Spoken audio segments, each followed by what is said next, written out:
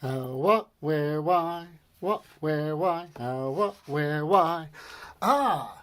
Rosie Revere, Engineer, by Andrea Beaty.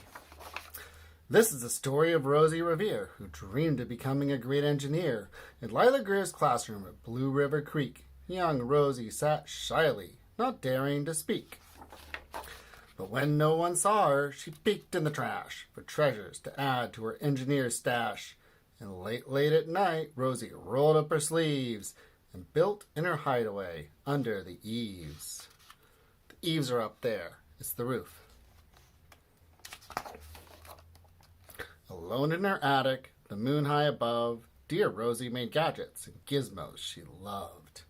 And when she grew sleepy, she hid her machines far under the bed, where they'd never be seen.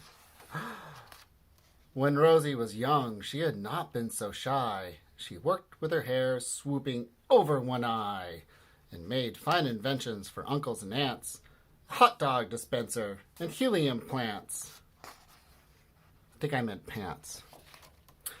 The uncle she loved most was Zookeeper Fred. She made him a hat to keep snakes off his head, from parts of a fan and some cheddar cheese spray, which everyone knows keeps the pythons away. And when it was finished, young Rosie was proud, but Fred slapped his knee, and he chuckled out loud.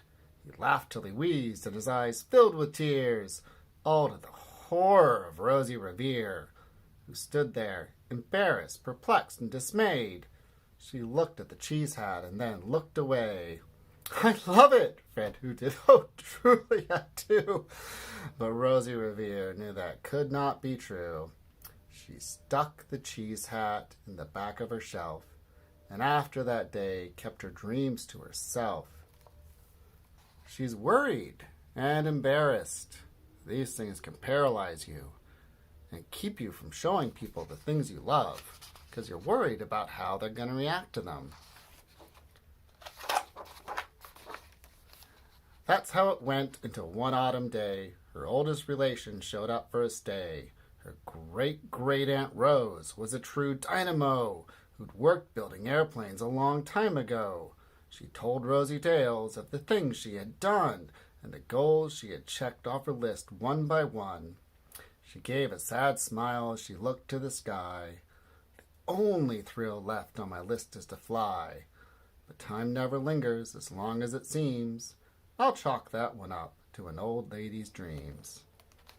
Look, there was a huge war back a while ago.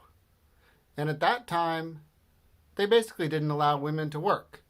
But when so many of the men went away to fight in the war, women had to work because there was nobody else to do it. So they built planes and tanks and other things for the war effort. And look here, her lunch pail. Back then, she went by Rosie. That night, as Rosie laid wide-eyed in bed, a daring idea crept into her head. Could she build a gizmo to help her aunt fly? She looked at the cheese hat and said, "No, not I." But questions are tricky and some hold on tight, and this one kept Rosie awake through the night. So when dawn approached and red streaks lit the sky, young Rosie knew just how to make her aunt fly. She worked till the day was half gone, then hauled her cheese copter out onto the lawn to give her invention a test just to see the ridiculous flop it might turn out to be. Wow. Now she really looks worried. There's a lot depending on this, huh? She really, really loves her great-great-aunt. Strapped into the cockpit, she flipped on the switch. The Hello Cheese Copter sputtered and twitched. It floated a moment and whirled round and round, then froze for a heartbeat and crashed to the ground. And Rosie heard laughter and turned round to see the old woman laughing and slapping her knee. She laughed till she wheezed and her eyes filled with tears.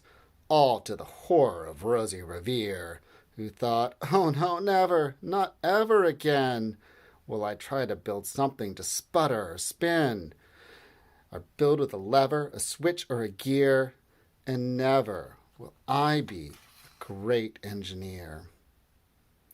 But we all know how great an engineer Rosie turned out to be. Her worry was holding her back.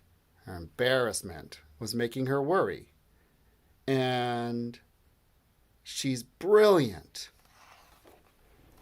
She turned round to leave, but then Great-Great-Aunt Rose grabbed hold of young Rosie and pulled her in close and hugged her and kissed her and started to cry.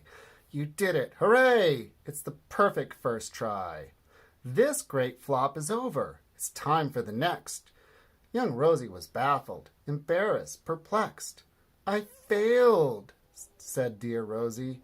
"It's just made of trash. Didn't you see it? The cheese copter crashed." "Yes," said her great-aunt, "it crashed. That is true. But first, it did just what it needed to do. Before it crashed, Rosie, before that, it flew." "Your brilliant first flop was a raging success. Come on, let's get busy and on to the next." She handed a notebook to Rosie Revere, who smiled at her aunt as it all became clear. Life might have its failures, but this was not it. The only true failure can come if you quit. Look at these for a moment. These are all real flying machines that humans made. Some of them, admittedly, flew a lot better than others. For example, that one, maybe not the best. They worked till the sun sneaked away to its bed. Aunt Rosie tied her headscarf round Rosie's head and sent her to sleep with a smile ear to ear, to dream the bold dreams of a great engineer. I think Rosie looks so good in that headscarf. And look, these words, "We can do it." At Blue River Creek, all the kids in grade 2 build gizmos and gadgets and doohickeys too. With each perfect failure, they all stand and cheer, but none quite as proudly as Rosie Revere. Rosie, Ada, or Ada, and Iggy. And here, I like this part too. During World War II, millions of women in the United States, the United Kingdom, Australia, Canada, New Zealand, the Soviet Union, and other allied nations worked to provide the food and equipment needed for the war effort. Some worked on farms to grow food for the troops. Others built ships, airplanes, tanks, and jeeps. With the help of many women, American factories produced more than 300,000 aircraft, 86,000 tanks, and 2 million army trucks during the war. In the United States, these women were represented by Rosie the Riveter, the scarf-wearing fictional character whose slogan was, "We can do it."